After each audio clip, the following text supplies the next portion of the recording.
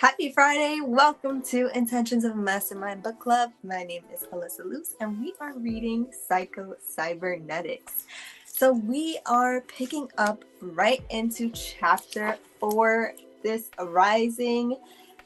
And chapter 4 is dehypnotize yourself from false beliefs. Wow.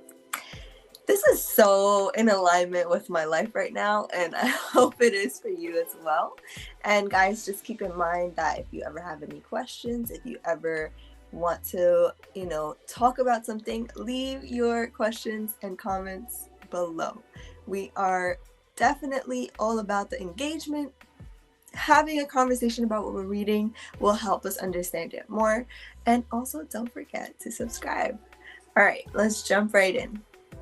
So it says, my friend, Dr. Alfred Adler, had an experience with a young boy which illustrates just how powerful belief can be upon behavior and ability.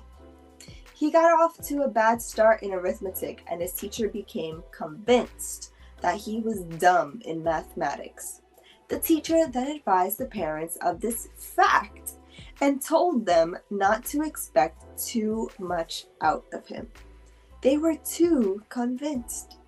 Adler passively accepted the evaluation that had been placed upon him, and his grades in arithmetic proved they had been correct. One day, however, he had a sudden flash of insight and thought he saw how to work a problem with the teacher had put on the board, and which none of the other pupils could work. He announced as much to the teacher.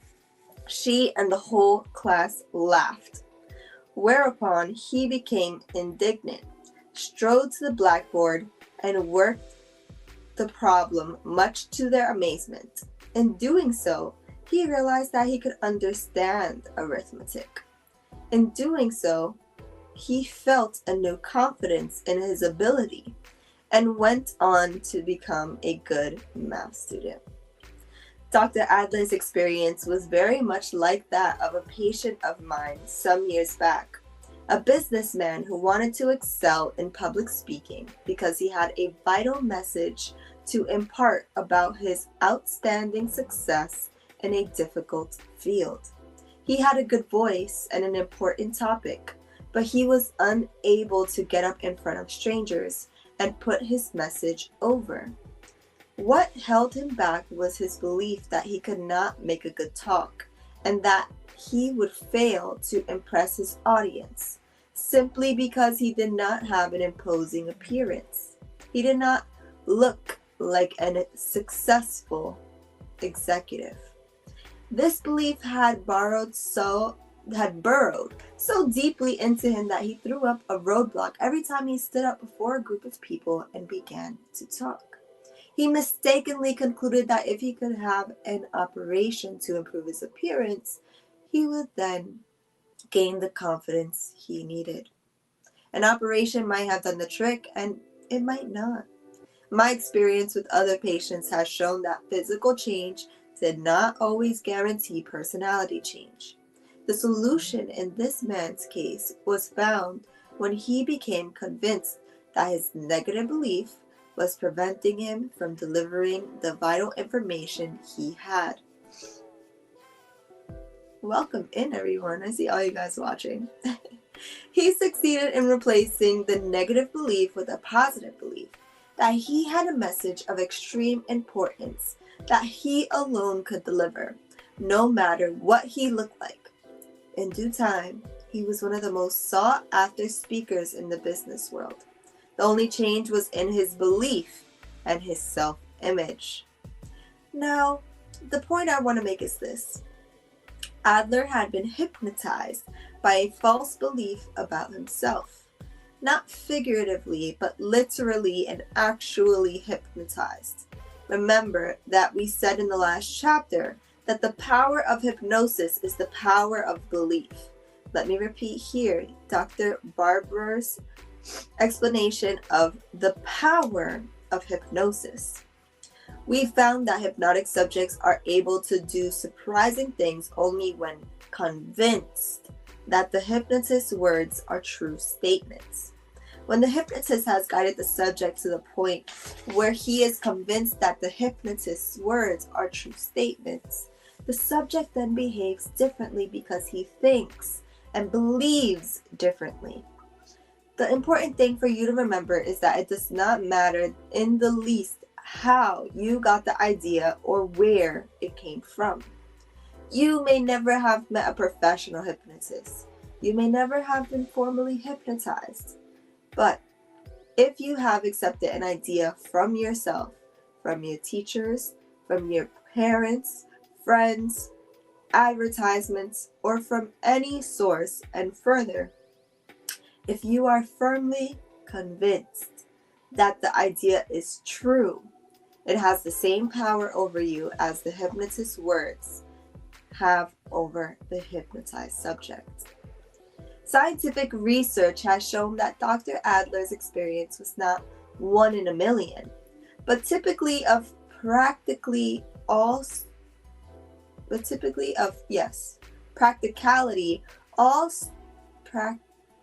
said it right the first time. Okay.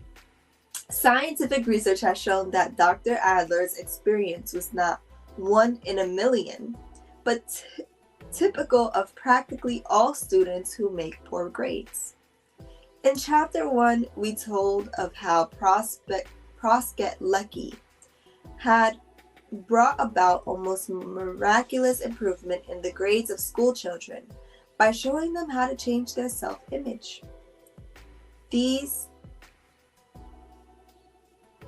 After thousands of experiments and many years of research, Lecky concluded that poor grades in school are, in almost every case, due in some degree to the student's self-conception and self-definition.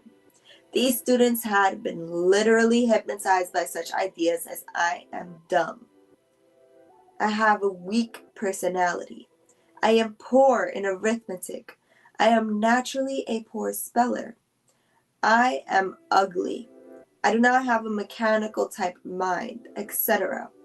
With such self-definitions, the student had to make poor grades in order to be true to themselves. Unconsciously making poor grades became a moral issue with them. It would be as wrong from their own point of view for them to make good grades as it would be to steal if it defies themselves as an honest person. In the case of the hypnotized salesman. In the book Secrets of Successful Selling, John D. Murphy tells how Elmer Wheeler used Lecky's theories to increase the earnings of a certain salesman. Elmer Wheeler had been called in as a sales consultant to a certain firm. The sales manager called his attention to a very remarkable case. A certain salesman always managed to make almost exactly $5,000 per year, regardless of the territory that they assigned him to or the commission he was paid. Because the salesman had done well in rather small territory, he had been given a larger and much better one. But the next year his commission amounted to almost the same amount as he made in the smaller one, $5,000. The following year, the company increased the commission paid to all salesmen. But this salesman still managed to make only $5,000. He was then assigned to one of the company's poorest territories and again made the usual $5,000. Wheeler had a talk with this salesman and found out that the trouble was not the territory, but the salesman's own valuation of himself. He thought of himself as a $5,000 per year man, and as long as he had that concept of himself, outside conditions didn't seem to matter much. When he was assigned a poor territory, he worked hard to make that $5,000. When he was assigned a good territory, he found all sorts of excuses to coast when the $5,000 was in sight. Once, when the goal had been reached, he got sick and was unable to work anymore that year. Although doctors could find nothing wrong with him, he miraculously recovered by the first of the next year. I can relate to that story. How a false belief aged a man 20 years. In a previous book, I gave a detailed case history of how Mr. Russell aged 20 years almost overnight because of a false idea, then regained his youth almost as quickly when he accepted the truth. Briefly, the story is this. I performed a cosmetic operation on Mr. Russell's lower lip for a very modest fee, under the condition that he must tell his girlfriend that the operation had cost him his entire savings of a lifetime. His girlfriend had no objection to his spending money on her, and she insisted that she loved him, but explaining she could never marry him because his too large lower lip. However, when he told her this and proudly exhibited his new lower lip, her reaction was just as I had expected, but not as Mr. Russell had anticipated. She became hysterically angry, called him a fool for having spent all his money, and advised him in no uncertain terms that she had never loved him and never would, and that she had merely played him for a sucker as long as he had money to spend on her. However, she went further than I had counted on. In her anger and disgust, she also announced she was placing a voodoo curse upon him. Both Mr. Russell and his girlfriend had been born on an island in the West Indies, where voodoo was practiced by the ignorant and superstitious. His family had been rather well-to-do. His background was one of culture, and he was a college graduate. Yet, when in the heat of anger, his girlfriend cursed him, he felt vaguely uncomfortable, but did not think too much about it. However, he remembered and wondered when a short time later he felt a strange, hard bump on the inside of his lip. A friend who knew of the voodoo curse insisted that he see a Dr. Smith, who promptly assured him that the bump inside his mouth was the feared African bug, which would slowly eat away at his vitality and strength. Mr. Russell began to worry and look for signs of wanting strength. He was not long in finding them. He lost his appetite and his ability to sleep. I learned all this from Mr. Russell when he returned to my office several weeks later after I had dismissed him. My nurse didn't recognize him, and no wonder. The Mr. Russell who had first called upon me had been a very impressive individual, slightly too large lip and all. He stood about 6'4", a large man with the physique of an athlete, and the bearing and manner that had bespoke of an inner dignity and gave him a magnetic personality. The very pores of his skin seemed to exude an animal-like vitality. The Mr. Russell who now sat across from the desk from me had aged at least 20 years. His hands shook with the tremor of age. His eyes and cheeks were sunken. He had lost perhaps 30 pounds. The changes in his appearance were all characteristic of the process, which medical science, for want of a better name, calls aging. After a quick examination of his mouth, I assured Mr. Russell I could get rid of the African bug in less than 30 minutes, which I did. The bump which had caused the trouble was merely a small bit of scar tissue from his operation. I removed it, held it in my hand, and showed it to him. The important thing is he saw the truth and believed it. He gave a sigh of relief, and it seemed as if there was an almost immediate change in his posture and expression. Several weeks later, I received a nice letter from Mr. Russell, together with a photograph of him with his new bride. He had gone back to his home and married his childhood sweetheart. The man in the picture was the first Mr. Russell. Mr. Russell had grown young again, overnight. A false belief aged him 20 years. The truth had not only set him free of fear and restored his confidence, but had actually reversed the aging process. If you could have seen Mr. Russell as I did before, both before and after, you would never again entertain any doubts about the power of belief, or that an idea accepted as true from any source can be every bit as powerful as hypnosis. Is everyone hypnotized?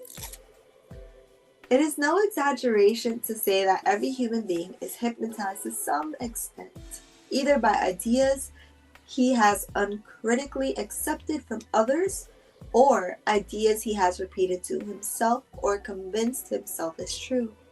These negative ideas have exactly the same effect upon our behavior as the negative ideas implanted into the mind of a hypnotized subject by a professional hypnotist. Have you ever seen a demonstration of honest-to-goodness hypnosis? If not, let me describe to you just a few of the more simple phenomena which result from the hypnotist's suggestion. The hypnotist tells a football player that his hand is stuck to the table and that he cannot lift it. It is not a question of the football player not trying.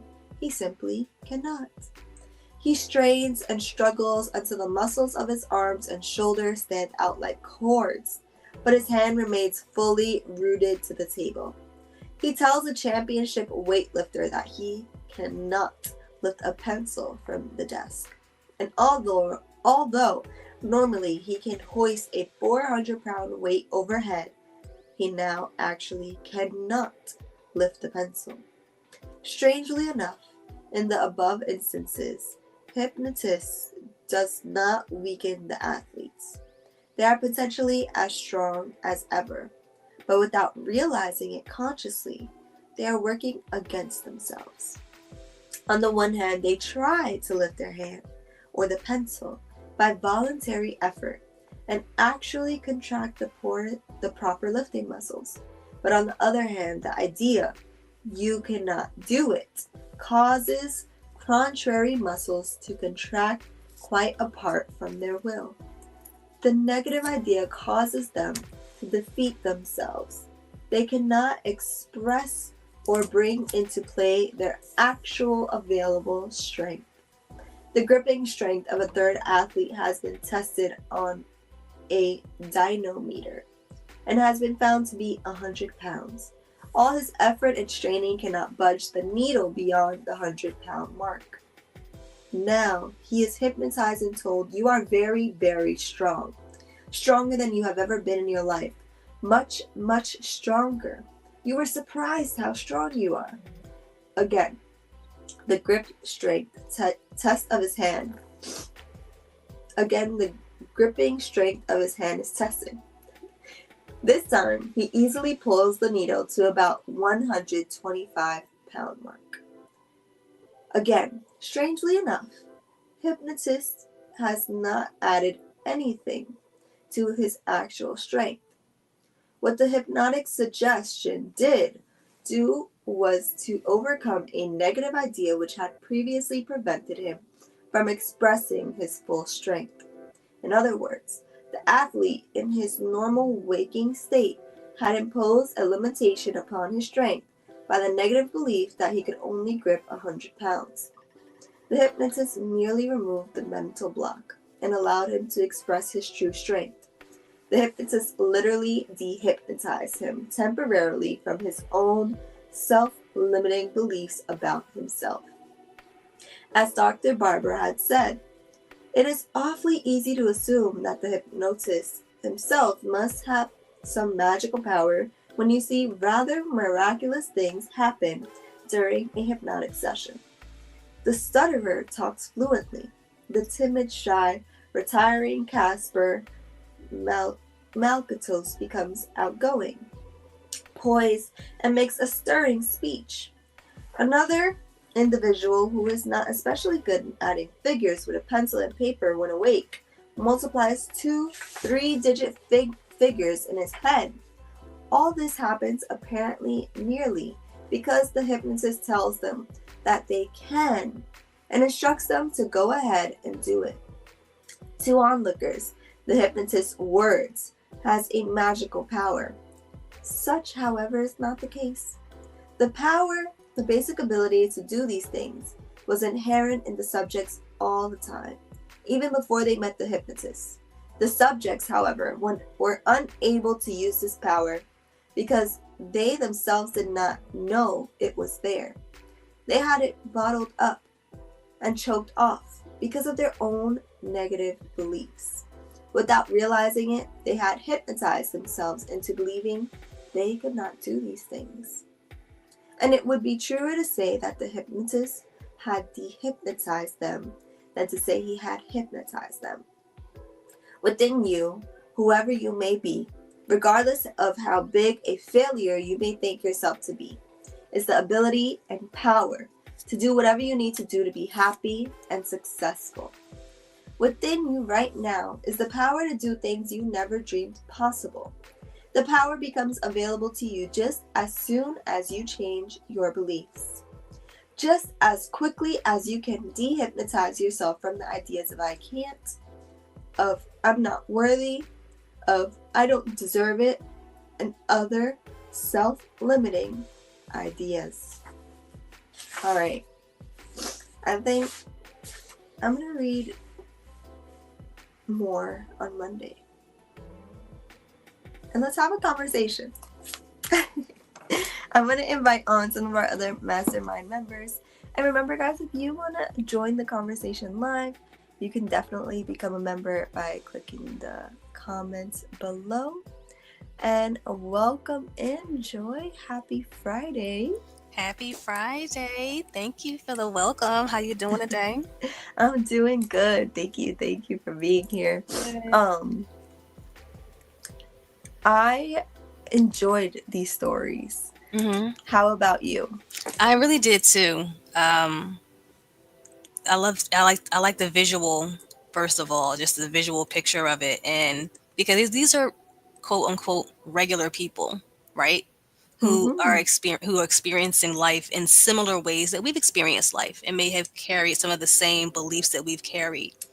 And it just goes to show the power of belief and how the power of belief is way more powerful than anything we could do physically. And it's almost like so unbelievable, right? Because we can't see that power. But that's what makes it so powerful. I agree. And I love this last paragraph. I actually wanted to read it again because it's within you, whoever you may be. So it doesn't matter if you're a woman, if you're a child, if you're Black, if you're, an astronaut. It doesn't matter who you are. Regardless of how big a failure you may think yourself to be. So whether you grew up in the ghetto, you grew up in poverty, you went to prison for 25 years, you cheated on your last partner, or maybe you lied and stole things and you hurt other people. It is the ability and the power to do whatever you need to be happy and successful. Within you is the ability and the power to do whatever you need to do to be happy and successful. Within you right now is the power to do things you never dreamed possible. This power becomes available to you just as soon as you can change your beliefs. And it's so true because I personally can resonate, right? I am a girl, a woman. I am Puerto Rican. I grew up in New York. My parents grew up in the projects and they were able to, work hard and buy us a house. But even now, sometimes I don't got 2 nickels to rub together, okay? If I'm being very transparent with you guys here. And somehow, some way, I'm traveling the world. I have everything I could ever want and desire. I eat healthy foods. That one's the biggest one. At one point in my life, I was 160 pounds. I was smoking, I was drinking, I was partying. I was involved in some very unsafe situations. And it was because of what I believed about myself. I believed that, life was about suffering. I believed I had to work hard and, work a 9 to 5 to have success. And I was not successful. But now I would classify myself as successful, because I never thought that I would be able to teach people to change their lives, to become healthier. It was like, who the hell am I? Like, I really believed that at one point. Mm-hmm. Yep. And now, because I completely changed the image of myself, I could change what I believe about myself, right? I believe I am a goddess. I believe that I can do anything. I believe I could travel the world. I believe that I could be healthy. And therefore, it reflects in my life.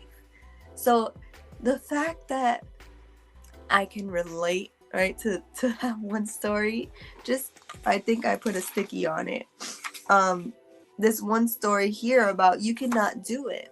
Whatever you believe you can't do, you're right. Whatever you believe you can do, you're right. You're also right. And it's the thinking that makes it so. So whatever you think about yourself, it will always stand true. Same thing goes, whatever you think about, your circumstances, it comes from what you think about yourself first. So if you change how you think about yourself, if you show yourself more love, more compassion, and if you create who you want to be, I think that's what really changed everything for me. I wasn't just accepting what people thought about me anymore. I wasn't just accepting the fact, oh, you're a woman, oh, you're Puerto Rican, you're a minority, oh, you're not educated enough to do this job, whatever the phrase, because I believe I could do it. I make it happen. And it has changed my life. Therefore, I know it can change yours too. Do you want to add anything, Joy? Absolutely. I love that. And I can relate so much to your story as well, because mine is similar in a lot of ways. And what's coming up is that I just feel like the energy in the 3D physical world is dense, and it's so heavy, and it's so heavy that it feels like it's hard to move. And it's what we can see with our eyes, it's what we can touch with our hands, it's tangible. And we get caught up in this illusion that the only thing that we can work with in the world are the things that are tangible, are the things that we can see. And so I think that it really comes down to breaking down those false illusions, which might be the hardest part of it. Because I believe everything that you're saying is true. You know why? Because I've also done it for myself. And I think that it might be more challenging to believe that it can be possible for you. But the only way to believe it's possible for you is to actually try it. I know that we're here sharing amazing stories and amazing testimonies, but at some point you got to stop taking others' word for it and take that chance on yourself and believe in yourself and know that it can be possible for you because it is your birthright.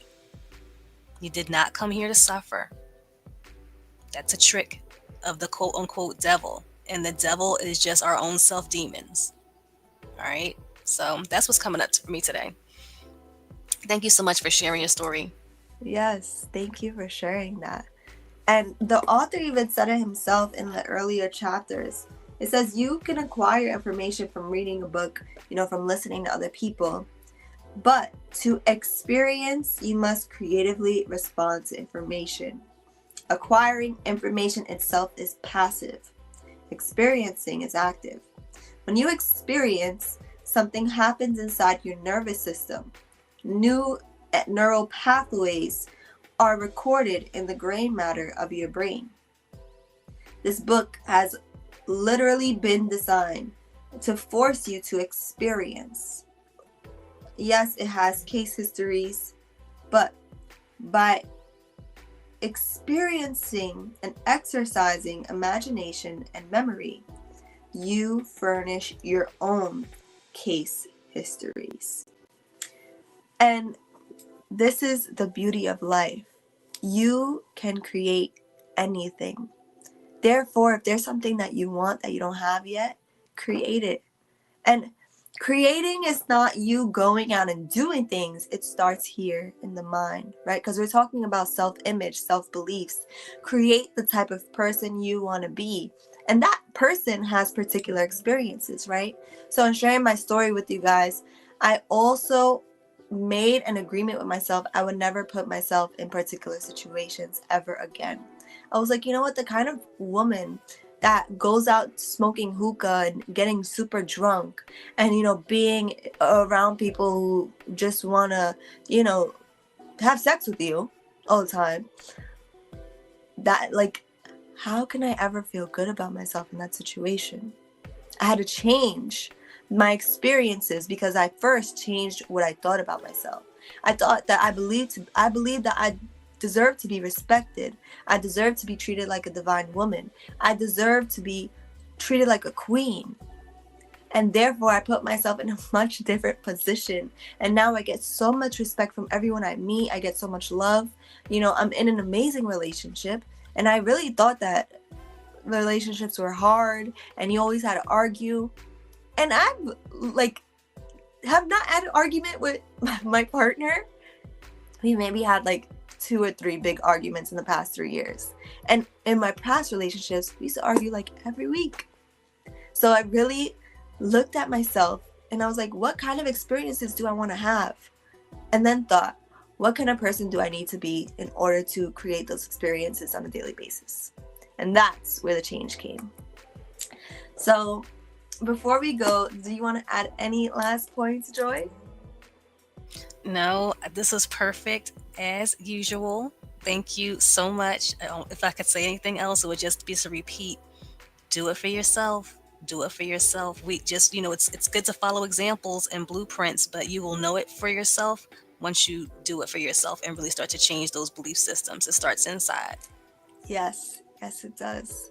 Well, thank you everyone for being here. Remember, become an Intentions of a Mastermind member. It's a free book club. We're reading Psycho-Cybernetics every Monday, Wednesday, Friday at 7 a.m. Eastern Standard Time. You can come on and talk with us, or you could just read along, enjoy the journey, but definitely do the work.